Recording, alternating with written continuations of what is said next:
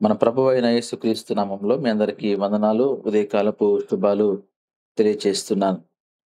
దేవుని యొక్క మహాకృపను బట్టి మనము ఈ యొక్క ఉదయకాల సమయంలో ఈ విధంగా కూడుకున్నాము.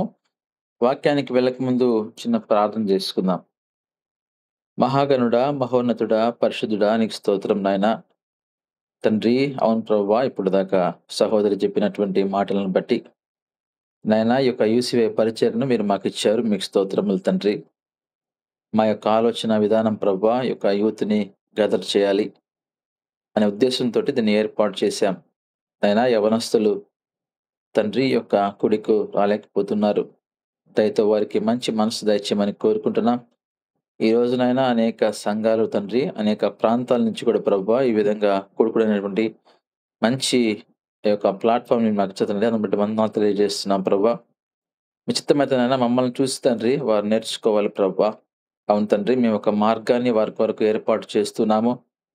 మీ చిత్తమైతే నాయనా యవ్వనస్తులకు మంచి మనసు దయచేయమని ప్రార్థన చేస్తున్నాం. ఈరోజు నాయనా తండ్రి వాక్యాన్ని ధ్యానించుకోబోతుండగా సహాయం దయచేయండి. నాయనా మీ యొక్క నడిపింపు మాకు అవసరం తండ్రి. మా యొక్క ఆలోచనలు, మా యొక్క మాటలు, మా తలంపులు నాయనా అవి అర్థం కాదు ప్రభా. మీరు మాలో ఉండి మాట్లాడితేనే ప్రభా అందరికీ అర్థమవుతాయి. అటువంటి మంచి జ్ఞానం కూడా మీరు నాకు దయచేయండి. తండ్రి, వాక్యాన్ని వింటున్న ప్రతి ఒక్కరిని బట్టి మీకు వందనాలు తెలియజేస్తున్నాం. ఎంతో శ్రద్ధ కలిగి ప్రభా అందరూ కూడా జాయిన్ అయ్యి ఉండగా నాయనా మీరు వారితో మాట్లాడమని ప్రార్థన చేస్తున్నాం. ఆత్మ ఫలాల గురించి మేము మాట్లాడుకుంటున్నాం. ఈ రోజు నాయనా తండ్రి దయాళుత్వం గురించి తండ్రి మాట్లాడబోతుండగా జ్ఞానం దయచేయండి. వింటున్న ప్రతి ఒక్కరికి కూడా తండ్రి మంచి మనసు కూడా దయచేయమని ప్రార్థన చేస్తున్నాను. అయా కూడి వచ్చినటువంటి ప్రతి కుటుంబాన్ని బట్టి మీకు వందనాలు, స్తోత్రాలు. వాళ్ళ కుటుంబాలు తండ్రి సంతోషము, సమాధానంతో నింపండి నాయనా.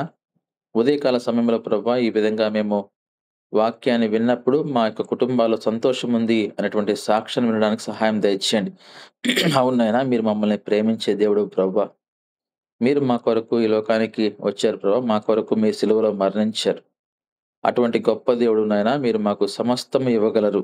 అవును నాయనా, అందుని బట్టి మీకు వందనాలు తెలియజేస్తూ వచ్చిన బిడ్డలను ప్రభువా ఆత్మ తృప్తిని మీరు దయచేసి వాళ్ళ కుటుంబాల్లో సంతోషము, సమాధానము, మేలులు, దీవెనలు, ఆశీర్వాదాలు, అద్భుత కార్యాలు మీరు చేయమని యేసుక్రీస్తు నామంలో అడిగి పెట్టుకుంటున్నాను తండ్రి. ఆమేన్. ఆమేన్. ఆమేన్. ఆమేన్. ప్రభునందు ప్రియమైన దేవుని బిడ్డలారా, మనము గత 4-5 వారాలుగా ఆత్మ ఫలాల గురించి మనం నేర్చుకుంటున్నాం. ఈ యొక్క 9 ఆత్మ ఫలాల్లో ఈరోజు మనము 5వ దాని గురించి ధ్యానించుకోబోతున్నాము. గలతీ పత్రికలో మనము ఈ వాక్య భాగాన్ని చదువుకుంటూ ఉంటాం. 5వ అధ్యాయము 22వ వచనంలో ఆత్మ ఫలమేమనగా ప్రేమ, సంతోషము, సమాధానము, దీర్ఘశాంతము, దయాళుత్వము అనేది ఈరోజు మనం ధ్యానించుకోబోతున్నాం. 5వదిగా ఆత్మ ఫలాన్ని మనం చూస్తున్నాము. ఈ యొక్క ఆత్మ ఫలాలు అనేవి మనందరిలో ఉండాలి అని దేవుని యొక్క కోరిక. ఒక క్రైస్తవుడిగా మనము జీవిస్తున్నాము అంటే ఈ 9 ఆత్మ ఫలాలు మనలో ఉన్నప్పుడు మనం ఫలిస్తాము.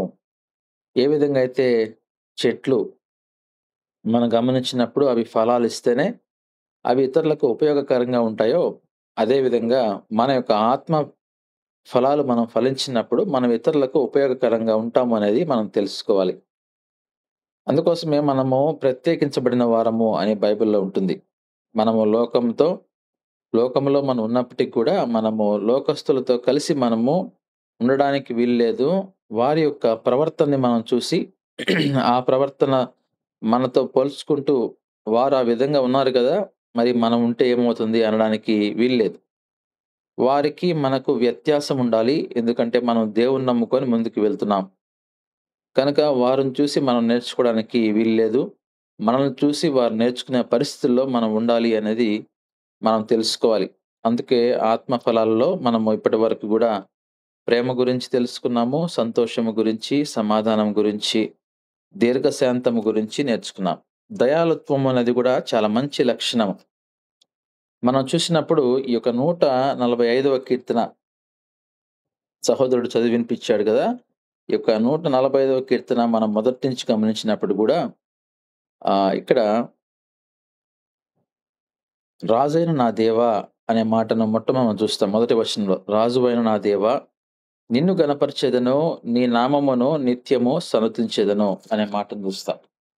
కీర్తనాకారుడు ఇక్కడ దేవుని గురించి గొప్పగా మాట్లాడుతూ, దేవుని యొక్క లక్షణాల గురించి వివరిస్తూ వస్తున్నాడు. ఎంత గొప్ప దేవుడు అనే విషయాన్ని ఇక్కడ మనం చూసినప్పుడు, ఆరో వచనంలో నీ భీకర కార్యములు,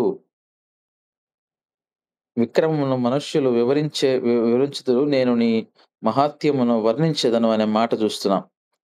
కనుక దేవుని యొక్క భీకర కార్యాల గురించి మనం చూసినప్పుడు, ఆయన యొక్క మంచి లక్షణాల గురించి వివరించడానికి గూడా మనం సరిపోమేమో అనిపిస్తది ఒక్కొక్కసారి. ఆయన అంత అద్భుతకరుడు. ఈరోజు మనము మన